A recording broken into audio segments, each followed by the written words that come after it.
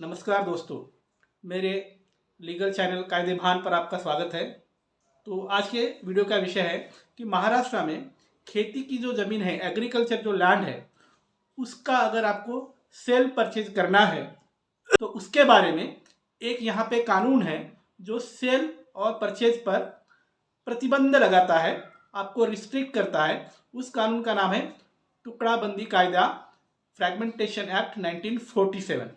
ये एक्ट क्या है कि आप अगर एग्रीकल्चरल ज़मीन का सेल और परचेज कर रहे हो, उसका ट्रांजैक्शन कर रहे हो, तो ये कानून है कि एक मिनिमम एरिया, प्रमाणभूत क्षेत्र बोलते हैं उसको मराठी में, प्रमाणभूत क्षेत्र प्रीडिटरमिन एरिया है, वो डिफाइन करके दिया है इस कानून ने कि खेती की ज़मीन अगर आप खरीद रहे हो या बेच रहे हो तो उसका प्रीडिटरमिन जो एरिया है, प्रमाणभूत क्षेत्र है, उससे कम क्षेत्र का व्यवहार आप नहीं कर सकते, खरीद या बेच नहीं सकते। वो क्या है फिर, उसके लिए अलग अलग है। आज की डेट में ये जो प्रमाणभूत क्षेत्र है टुकड़ेबंदी कायदा के अंतर्गत, वो हर जिले में अलग है और हर तरह की खेती में अलग है। तो ये बड़ी दिक्कत हो जाती है। तो खेत जमीन जो होती है, एग्रीकल्चरल लैंड, इसके तरह कितने हैं, प्रकार कितने हैं, तो मैं पिछले वीडियो में बताया हूँ कि खेत जमीन के 4 प्रकार हैं: बागायत, जिरायत, तरी, वर्कस, ये 4 प्रकार है। और चारों प्रकार के लिए ये जो प्रमाणभूत क्षेत्र है, जो निर्बंधित किया गया है या मिनिमम इतना सेल होना चाहिए जिसके बिलो आप सेल नहीं कर सकते हो, उसको प्रमाणभूत क्षेत्र बोलते हैं। वो प्रमाणभूत क्षेत्र हर जिले में अलग है और ये 4 जो लैंड है, ये चारों लैंड के लिए भी अलग अलग है। मैं पुणे डिस्ट्रिक्ट में प्रैक्टिस करता हूँ। पुणे डिस्ट्रिक्ट में अगर बागायत है तो प्रमाणभूत क्षेत्र है 10 गुंठा। 10 गुंठा के नीचे आप खेत जमीन का ट्रांजैक्शन नहीं कर सकते हो अगर वो खेत जमीन बागायत है तो।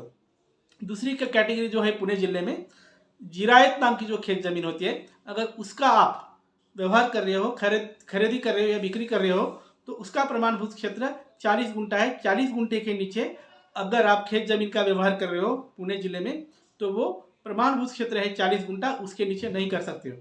इसी तरह हर जिले में ये जो प्रमाणभूत क्षेत्र है, ये तय करके दिया गया है कि जिरायत के लिए इतना हो, इसके नीचे हो तो खरीदी और बिक्री नहीं होगी, बागायत हो तो इतना हो, फला फला के नीचे होगा तो नहीं होगा। और उसी तरह तरी और वर्कस के लिए भी ये प्रमाणभूत क्षेत्र प्रीडिटरमिन एरिया डिसाइड करके दिया गया है। अब होता क्या है, आप अगर ज़मीन खरीदने जा रहे हो तो आपको आगे वाला बंदा ये बात नहीं बताता है कि इस एरिया में प्रमाणभूत क्षेत्र क्या है। फिर और आपको जानकारी न होने की वजह से आप ट्रांजैक्शन तो कर देते हो, सब रजिस्ट्रार के पास जाके सेल डीड भी करते हो, लेकिन बाद में जब आप 7/12 पे जाके नाम की एंट्री करना चाहो तो फिर वहाँ पे आपको रेवेन्यू ऑफिसर रोकता है कि आपने भले ही सेल डीड की है, आपने भले ही ये फला ज़मीन परचेज की है, लेकिन आपने खरीदी हुई ज़मीन मतलब टुकड़ाबंदी कानून का उल्लंघन करता है, इसलिए आपका नाम 7/12 पे नहीं लिया जा सकता या 7/12 पे आपके नाम की एंट्री नहीं की जा सकती। उसके बाद फिर आपकी दिक्कतें चालू हो जाती है। इसलिए अगर आप खेती की ज़मीन खरीद रहे हो तो खेती की ज़मीन खरीदने के पहले सबसे पहले आप ये चेक करके देखिए कि आप जहाँ कहाँ ज़मीन खरीद रहे हो वहाँ पर ये टुकड़ाबंदी कायदा का उल्लंघन तो हो नहीं रहा ना, ये आप चेक कर लीजिए। अगर उल्लंघन हो रहा है, फ्रैगमेंटेशन एक्ट का वायोलेशन हो रहा है, तो आप ना खरीदें। अब ये आपको कौन बताएगा कि जहाँ आप ज़मीन खरीद रहे हो वहाँ पे टुकड़ाबंदी कायदा का उल्लंघन हो रहा है या नहीं, ये कौन बताएगा? आप वहाँ का लोकल लॉयर पकड़िए और उनसे पूछिए कि फ्रैगमेंटेशन एक्ट का वायोलेशन तो नहीं हो रहा ना, ये आप चेक कर सकते हो। उसके बाद ही आप खेत ज़मीन खरीद सकते हो। और सबसे इम्पोर्टेंट, जो ज़मीन कन्वर्ट की गई है और बिन खेती की गई है, जिस ज़मीन के 7/12 में बिन खेती लिखा है, उस ज़मीन के लिए उसका ट्रांजैक्शन करने के लिए ये टुकड़ाबंदी कायदा का कोई भी प्रोविज़न लागू नहीं है।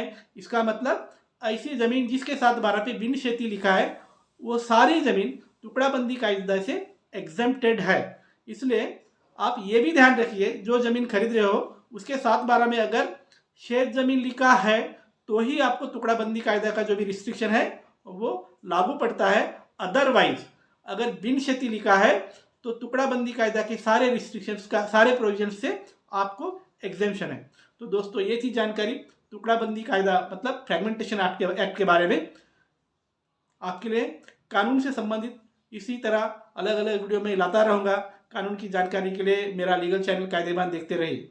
और हाँ, जिन्हें लीगल सलाह चाहिए वो मुझे संपर्क कर सकते हो। मेरा नंबर दिख रहा है आपकी स्क्रीन पर, परंतु संपर्क का मतलब सीधा फ़ोन करना नहीं है, बिल्कुल भी फ़ोन करना नहीं है। अगर फ़ोन करोगे तो डांट पड़ेगी। आप व्हाट्सएप में मैसेज डालोगे, अपॉइंटमेंट लोगे और उसके बाद लीगल सलाह लोगे। बाय।